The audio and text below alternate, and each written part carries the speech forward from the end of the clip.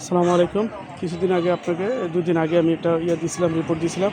দেখেন এই রিপোর্ট দেওয়ার পরও কর্তৃপক্ষ এই ধরনের কোনো কাজ তারা করে নাই। যার কারণে দেখেন যে আজকের যে অবস্থা, তারা পিচ ঢালাই দিয়ে দিবে, রাস্তার উপরে কাজ শেষ করে দিবে, এই প্রোগ্রাম নিয়ে নিছে। এবং আজকে দেখলাম যে অনেক কাজ করে করতেছে, তারপরে এই সাইডগুলোর কাজ হয় নাই। এখন দেখেন অবস্থা কী, এই যে রাস্তা সাইডটা ভাঙা পড়ে যাচ্ছে, কিন্তু দিকটা বহুত মাটি নেই, এই পর্যায়ে দিছে। এদিকটা দেখেন পুরাটাই কী অবস্থা তাদের।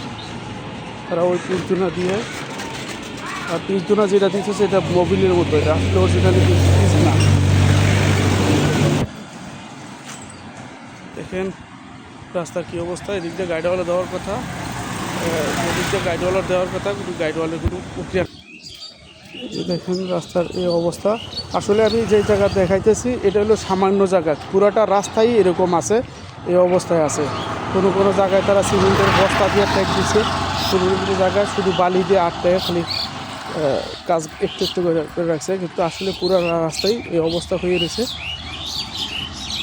দেখেন আমি দেখাইছি, যদি কর্তৃপক্ষ এটা নেয় তো নিয়ে নিল, আর না নিলে জনগণের ভোগান্তি এবং সরকারের টাকা লস।